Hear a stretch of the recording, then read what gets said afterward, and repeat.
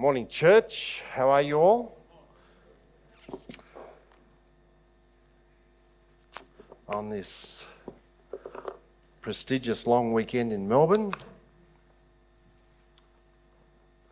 And it's good to be here at Wantirna with you this morning. And Yoshi asked me months and months and months ago. Anyway,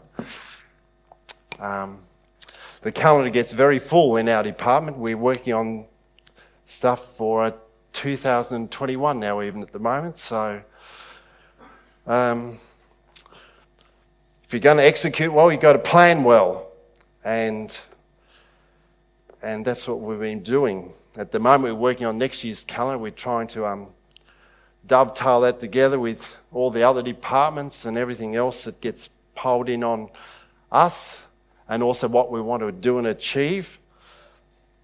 But first, I thought I'd share a few things with you from around the conference and what's been happening in particularly our youth department at Vic Youth. That's our new youth director, or my new assistant, Rose Andrikanis. How many of you know her, Rose? That's the lady on your left. Rose, that's her other sister, Hannah, is beside her. That's a recent photo from their recent expedition to Switzerland and Norway. Hannah's working in Hyland at the moment, in Dublin, as a student missionary doing a 1 year in mission. So Rose and Hannah joined together a few weeks, about a month or so ago, and went over there. It's good to have a female in the department again, because to help with that gender balance. And Rose, because she's an outdoorsy girl anyway, loves a lot of the stuff we do in the youth department. And she's been a great asset since the beginning of this year. Our Vic Youth calendar. Look, if you want information on our youth department and you're not getting it, put that email address in and send us an email, and we'll put you on our newsletter. Our newsletter, I think, came out this week again, which gives a projected program for the next 12 months, 18 months actually. My Age magazine. Oh yes. Who in the youth reads My Age magazine? It's all online now, but you can contribute now as a young person and get paid for it, so which is even better. So go online to our Vic Youth Facebook page or online to My Edge Mag, and you can contribute there and read some good stuff being put up by our young people right across Australia. The Mission Collective is on this weekend, actually, in Melbourne, which is a gathering of young adults, young professionals, and just looking at the mission of the church and how they can contribute to that. So if you haven't been across that, that's this weekend. You're probably not too late to try and attend for part of it anyway. One of our big events for the year is, of course, our youth rally, annual youth rally. And our youth, we're looking forward to that because, well, we didn't have big camp this year, so that's coming up in only a couple of weeks' time. And Dr. Carl DeWall, who's the head of seminary at Avondale, he'll be down here to be our keynote speaker. But he's also taking a session on Sabbath afternoon for those who are interested in exploring what ministry looks like and perhaps heading down that avenue as well. For our younger children, our 4 to 9 year olds, we have our Adventure Family Rally Day. This is for our adventurers, but it's also for families of adventure-age children. So you can come and enjoy that Sabbath morning with us. Our theme is Glow with God, which I think we'll be able to do lots of creative things around that for our children and point them towards Jesus. Of course, Pathfinders, we mentioned that a bit earlier. We have our Fair Day Rally Day coming up in November as well. World Changers Bible, we have a new edition. Here, right here, I grabbed a copy this morning on the way here of the World Changers Bible with a whole heap of other new resources in there. But this time around, we've got a Bible reading guide as well to go along with it. So a whole lot of studies and themes in there. If you want something for a small group or a life group or a cell group, this is a great little resource to grab off us. Of course, the goal with this Bible is find someone you can point towards Jesus and take some studies with them and give them one of these special Bibles. It's in the New Living Translation, so it's very readable for our younger generations. In the front of it, there's a whole heap of resources: how to give a Bible study, how to lead a small group, how to even start a church plant. And there's different themes in there and resources as well. So that's a great little resource to look at and consider. And of course, there's more resources online as well. You can go to that link there for some other online resources. Summer camps. Paul mentioned summer camps earlier on. And we run 3 summer camps for almost the entire of January. And that's probably our biggest and busiest time of the year. And some great ministry happens there across all levels for the young campers who come, for our staff, and developing them as leaders, but also our speakers as well. They're impacted in a powerful way often by the ministry of summer camps. And I know Paul talked about one young man we've been ministering to. We had an incredible breakthrough and victory last summer camps for him. Every camp he'd come to prior to our camp, he hadn't lasted more than 2 days. But we had a battle on our hands and we knew it. And that boy lasted the entire camp. Did we go through some pain? Yes, we did. Did our campers go through some pain? And our staff? Yes, they did. But we won the victory. And that boy is a changed boy. And he's continued to change. So don't forget summer camps and what it can do for our young people. In fact, we have almost 30% of attendees who are from non-Adventist, non-Christian homes. So that's a great mission field in itself. Converge for our young adults. February 8 to 10, 2020. We had the biggest contingent from any state go to Converge last year from Victoria. Almost 70 young people. And this is a great ministry for them to be able to connect with other young people right across Australia. And the beautiful setting of our North New South Wales Convention Centre at Stewart's Point there. For our young people, this is also for our church. Global Youth Day, the 3rd Sabbath in March 2020. And the theme next year is I Care. And I think it's very topical and very appropriate. This is our theme for next year. It's about focusing on the refugees, the homeless, and the strangers. And it's a bit of a hot topic in our country, as you appreciate, and even globally, in fact, what's been going on in the US and other countries. And it's something we, as a church community, can start really being very intentional around. Big Camp is back. Church, for those who missed it this year, it's on. We have our speakers sorted. We had our speakers sorted probably 3 months ago, so keep that in mind. And applications, I believe, will be out, September? End of October.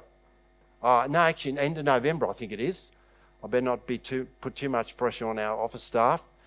But yeah, I think it's the end of November. The Big Camp applications will be out for next year. In fact, we've already got our speaker sorted for 2021 for the youth department. So we're trying to stay ahead of the game there, and we've got a couple of excellent speakers. For those who want to know, our speaker for next year is Tatiana Nixon.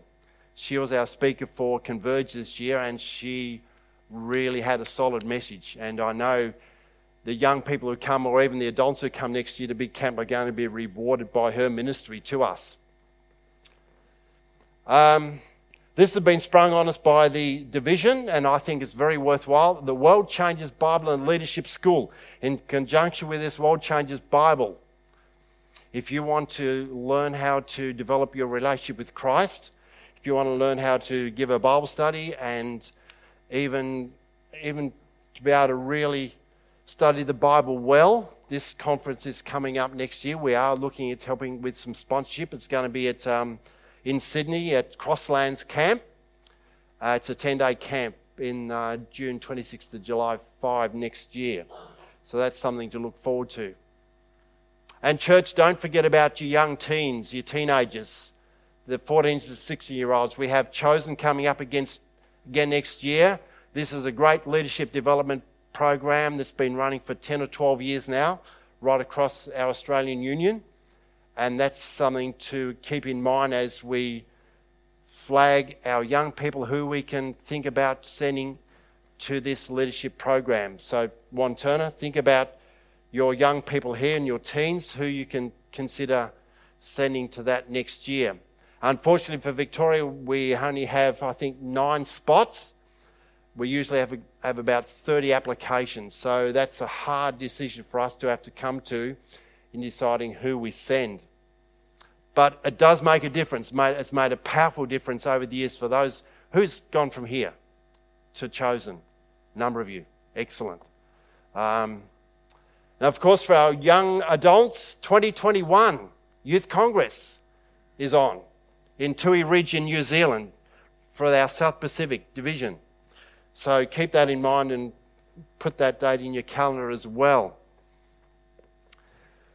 So there's some just some happenings that's happening across our youth department, and as I said, there's never a dull moment in youth ministry across all the ages that we minister to and for, and how we can best do that in serving the church and the kingdom and for the growing of our and proclamation of the gospel.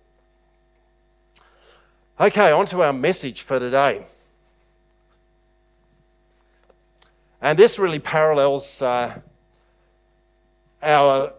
lesson study this quarter. I've really valued what's been shared and communicated in our lessons this quarter. How that the heart of ministry is really out there, serving people, ministering to people, ministering to felt needs and very apparent needs, and making a difference in people's lives, but more so for eternity.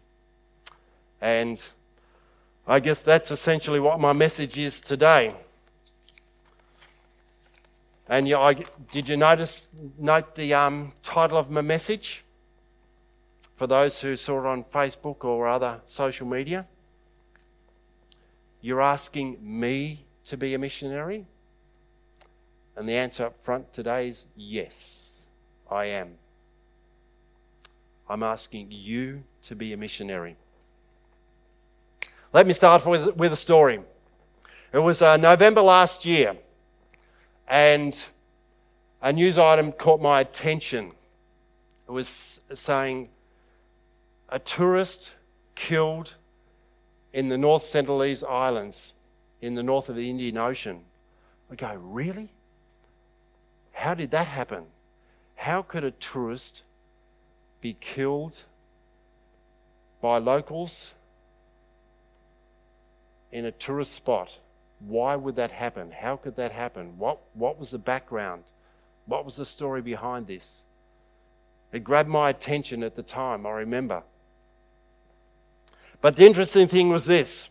A couple of weeks later, it got my attention even more. Because by that point, the news had hit the world. This person wasn't a tourist, they were a missionary. John Chow was his name, 27-year-old young man. He had made his life mission, his life calling, to go to a remote people group in the world and take the story of Jesus, the gospel of Jesus, to them. And he'd chosen this tribal group, this remote island in the north of the Indian Ocean, to has his objective and his purpose. And so in November last year, he did just that. The first day he landed on shore, he was met with quite a deal of negative reception, if I can put it lightly. In fact, the arrows were flying at him. And so he retreated to the boat and offshore again. But John wasn't going to give up. He was determined to take the gospel to this people group. So a couple of days later, he landed on shore again. And again, he was met with the same response. But this time, the arrows caught him, took him out, and he was killed.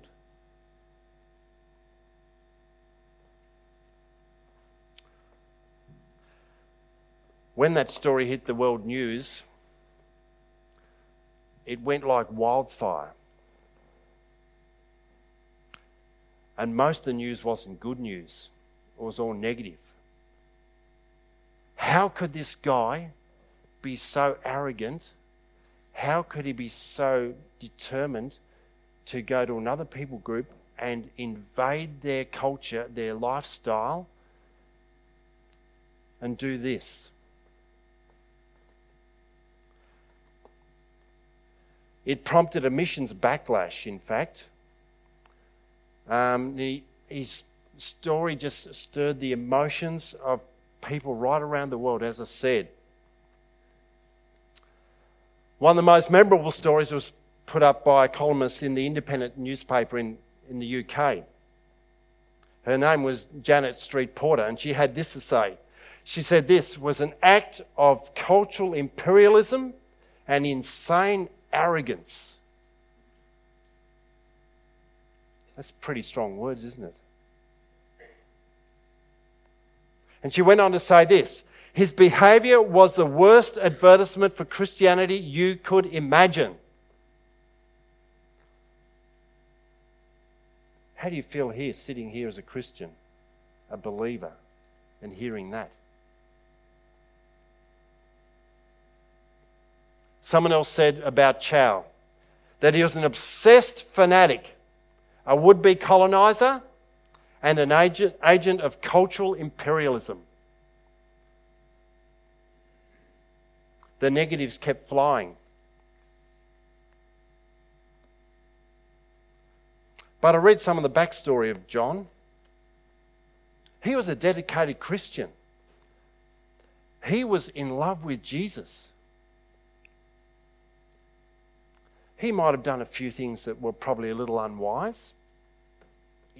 First of all, going in there single-handedly, because the Bible does tell us to go 2 by 2 as missionaries,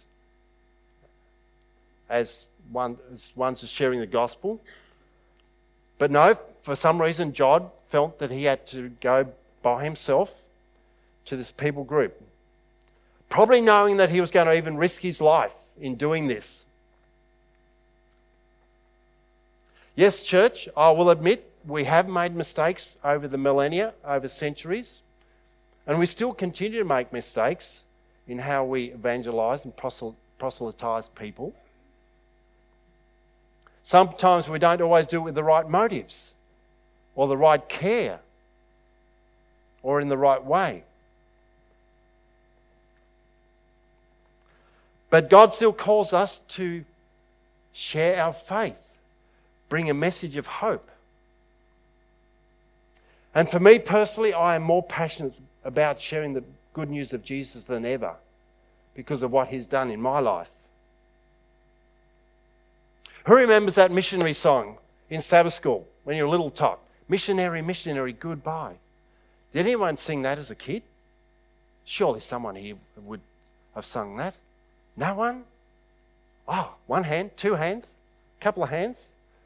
I remember that you'd have a little boat there or something else, and you'd hop in the boat and they'd sing the song, Missionary, missionary, goodbye, goodbye, and then sing it round and round and round and round. It was inculcated in us as kids to focus on, yes, our calling is to be a missionary, whatever form that takes, whatever that looks like. But somehow things have gone a little awry in our world. Some ideologies are taken into countries and not even blinked at. But Christianity seems to come with some baggage. A few months ago, I received a report from the US, from the Barna organisation. And David Kinnaman heads up the Barna organisation, a great guy. And this report quite startled me, in fact. A couple of headline statements were like this. It said, nearly half of millennials who are practicing Christians say it is wrong to evangelise. Now, millennials are those generally born between 95 and 2010, 2015. So, someone who's perhaps in their early 20s, late teens. Nearly half of practicing millennials, it said, say it is wrong to evangelise. 47%, in fact, to put a number on it. And that's even more than non-Christians, because they percented out at 20%. Or lapsed Christians, 17%. But millennials, 47% say it's wrong to evangelise. And I asked the question, church, how did we get it so wrong? And I'm looking at my generation in when I say this.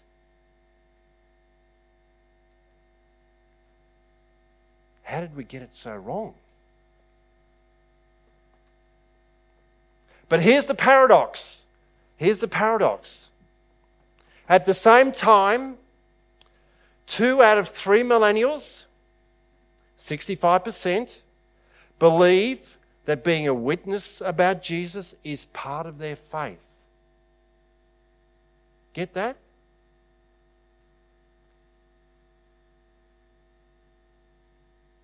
That blows me away. They say evangelism is wrong, but then 2/3 of them say witnessing about Jesus is part of their faith. And they strongly agree on that.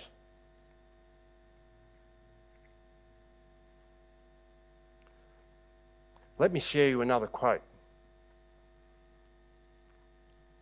The church needs young blood in its veins.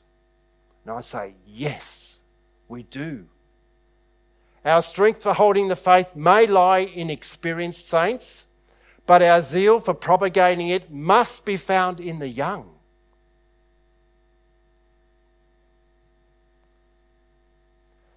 That's why, church, we devote so much to children's ministry, young people's ministry, pathfinders, youth congresses. I praise God for what our church does for its young people. And I ask the question of you here at Wantirna, how much are you doing for your young people here at Wantirna? How intentional are you being in propagating the message through discipling our young people for ministry and mission? Now, the interesting thing is this quote didn't come from someone this year or this century or last century. This quote came from the century before. Charles Spurgeon. Charles Haddon Spurgeon, if you want his full name, from over 150 years ago, said this: the church needs young blood in its veins. He said it back then. We need this even more so now. The church needs young blood in its veins. When we see approximately 50% of our young people lose faith in our church, they don't lose faith necessarily, but they lose faith in our church, in the church system. When they walk away from faith, what are we left with?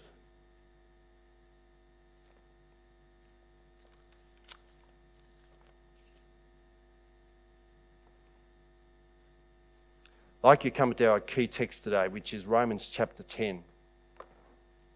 Romans chapter 10, verses 14 and 15. And I'll be reading from the New Living Translation. But I won't be reading from this one because it's got very small print.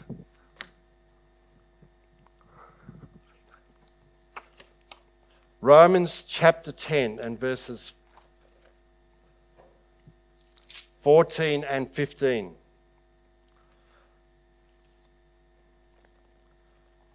And it says this, "But how can they call on him to save them unless they believe in him?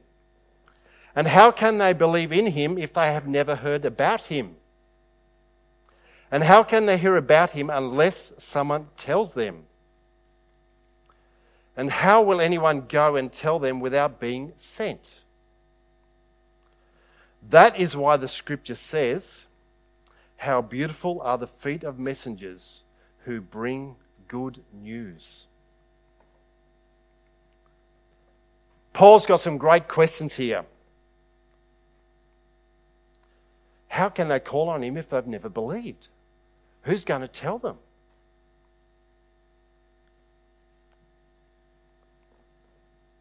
And how can they hear unless someone tells them, etc., etc.? Some great questions, which comes back right to us here this morning. Because the context of this, and we go back to verse 13 actually, the context of this is a statement that Paul makes in verse 13. He says here, "For anyone calls on the name of the Lord will be saved." So if people are going to call on the name of the Lord and they haven't heard about him, how can that happen? Paul's saying.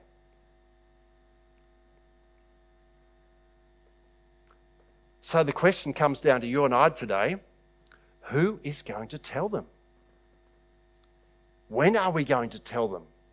How are we going to tell them? What are we going to tell them? Are you going to tell them your story? Your faith journey? Your faith experience? What are you going to tell them? And Paul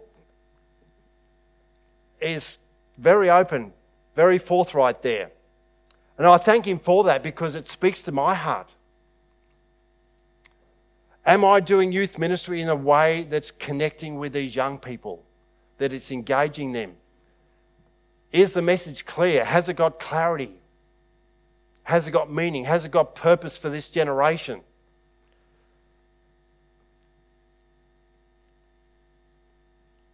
So church, what does it mean to be a missionary? What does it mean to be a missionary? Let me give you 3 points. 3 ways, 3 key points, steps in being a missionary.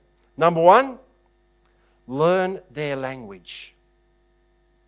Learn their language. Number 2, understand their culture. Understand their culture. And number 3, then build bridges. Got it? Number 1, learn their language. Understand their culture, then build bridges.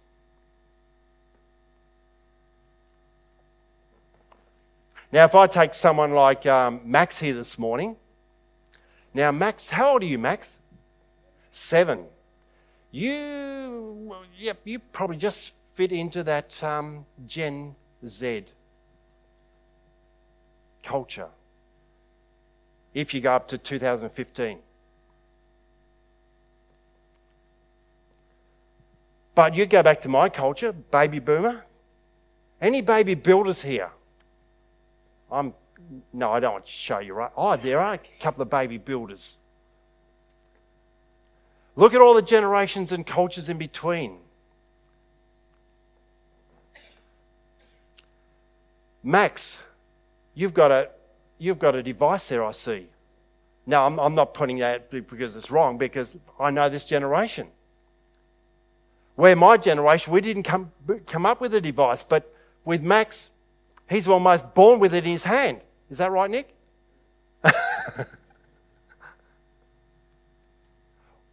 Where you've got all these cultures and language, even within our church culture, that we've got to build bridges, learn their language, understand their culture, and build bridges even across the generations. So being a missionary even applies to being in church as well and reaching across the generations and the culture. Because if you take that quote of Spurgeon's there, it's only as we take the strength of those who are mature in the faith, combined with the zeal of our young people, will we see the proclamation of the message go forward. As Spurgeon says, propagating the message. But unfortunately, in our Western culture, the Christian church has shrunk and has continued to shrink. And I go back to the scripture of Paul. How are people going to know if we aren't discipling our young people and others? How are people going to know who even Jesus is? And what his message is for us? That's why I have loved this quarter's lessons in going back to the basics of what Christian faith and Christian living and discipling is all about. Let me tell you about a young lady, Jaquel Crow. She's now Jaquel Ferris. She's a young Canadian, born in the West in Vancouver, now lives in the east of Canada, in East Canada. And I call her a little tiger, but she's a good tiger. She's a good tiger. And Janelle, when she was just a teenager, wrote a book, a great book. She was only 19 when she wrote this book. And the title of the book is This Changes Everything, How the Gospel Transforms the Teen Years. And she goes on to say this in the book. The teen years have been hijacked by fashion, movies, music, and games, by the pressures of school, peers, and society, and by the superficial expectations set by the world. But there is something more glorious than all these influences that has the power to change the life of a teenager. And what's that she says? The gospel. The gospel. Pure and simple. What has that power to change the life of a teenager? The gospel. Recently she wrote for a website called the Gospel Coalition. And she was writing on the purpose of mission and how it applies to the Gen Zs, the millennials. And she says this, Gen Z has a problem. And the problem is essentially this. For many young Christians, she believes their focus has drifted dangerously away from gospel-centered to humanitarian-centered. Social justice has become our God, she says, of her generation. And I see it as a youth director. The dominant and defining belief of Generation Z is about the social gospel and social justice. And we probably saw this exhibited just Friday a week ago with the global climate strike. How many young people were involved in that?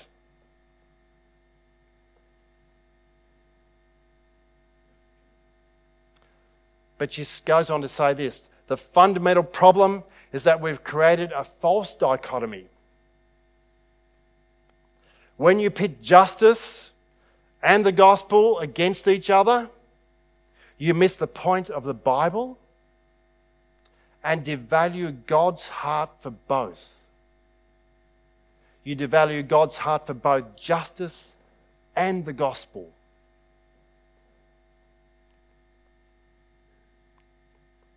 Jaquel is a very sharp thinker and a writer. And I value a lot of what she says. And I'm glad she's a voice for this generation, because she can articulate well how this generation expresses themselves, how they feel. But she's also very honest and real as to what the cultural issues facing this generation. Another tiger from 100 years ago, and I call her a tiger, respectfully, Ellen White. She was a good tiger too, a very good tiger. She had this to say: if we would humble ourselves before God and be kind and courteous and tender-hearted and pitiful, there would be 100 conversions to the truth, where now there is only one. Get that, church? As simple as being kind, courteous, tender-hearted, pitiful.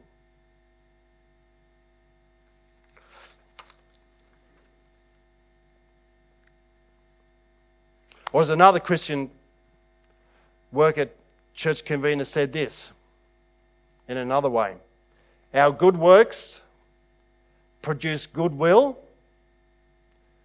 so that we can present the gospel news, the good news.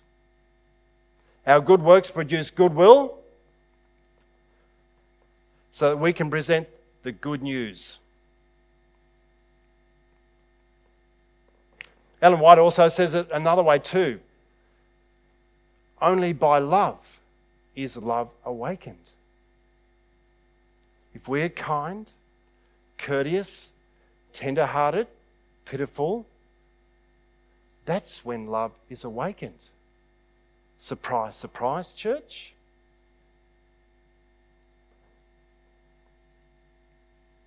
Now, I think that's why our young people in this generation do have a challenge.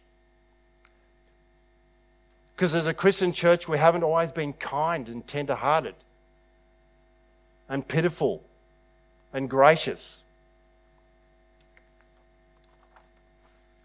Come to me with our last scripture. 1 Corinthians 9. 1 Corinthians 9 and verse 16. And this is Paul again speaking. 1 Corinthians chapter 9 and verse 16.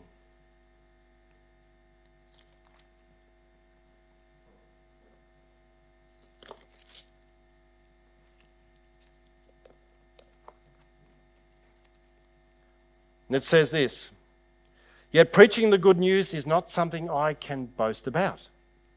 I am compelled by God to do it, says Paul. How terrible for me if I didn't preach the good news.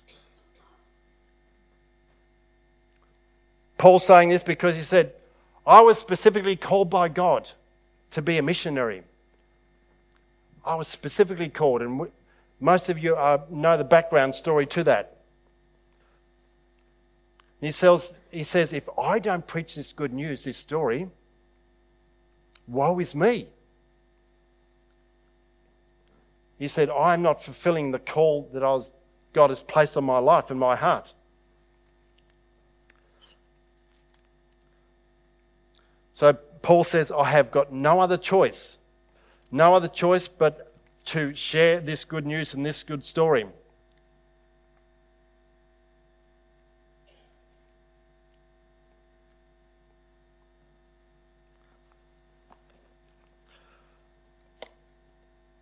Let me finish off with back to Jaquel again. In the book that Jaquel wrote, The Gospel Changes Everything, she says, I'm compelled through this because of my love for Jesus. And it reminds me of the story of Jesus and his encounter with Peter. And what was the one qualifier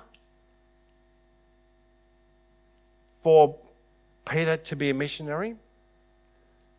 Jesus said, Peter, do you love me? Not only said it once, but he said it 3 times. Peter, do you love me? He said, feed my sheep, feed my lambs, take care of my sheep.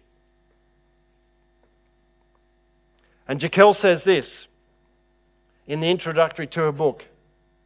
She says, as young people, we're ready for meat and reject the fluff to tackle the tough nuggets of truth. Why would we want to tackle the tough stuff? She said, because we love Jesus. Because we love Jesus. And she goes on to say this. These aren't our rebellious years. These are the years we rise up to obey the call of Christ. This isn't our time to slack off. It's our time to stand out. This isn't a season for self-satisfaction, young people. It's a season for God glorification. Our youth, and she's speaking of her generation collectively, our youth is by God's grace, in God's hands, and for God's fame. He is the whole point of our lives. What a young lady. What a young lady. And young people, I challenge you with that. The hour is late.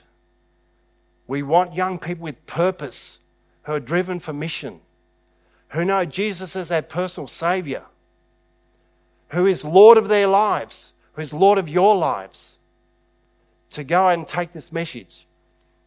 Harnessed and equipped by these senior people.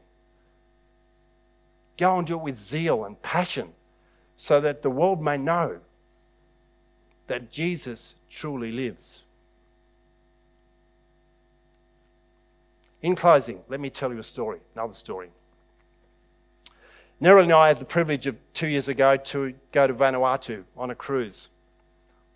And one of those Sabbaths there, we were on the island of in Luganville in the north. But why this was so special and meaningful is that these people are Nerili's relatives, or sort of. See, Nerili's dad was born in Vanuatu, which was then New Hebrides, on the island of Iririki, which is in the harbour in Port Vila, for those who know Vanuatu. And Nerili's dad spent some years there, but Nerili's grandparents were missionaries on the island of Malakula, just in the north. And today, nearly every person on that island is a Seventh-day Adventist. But they were cannibals, and some of the worst cannibals. And you see here, just 2 or 3 generations later, Christians, and the difference the gospel can make in their lives. See, how it happened was that when they were missionaries on the island of Malakula, a little baby boy was brought to them one day because this little baby's father had just murdered the little boy's mother. And what was going to happen to this little child would have been a sure death, for sure.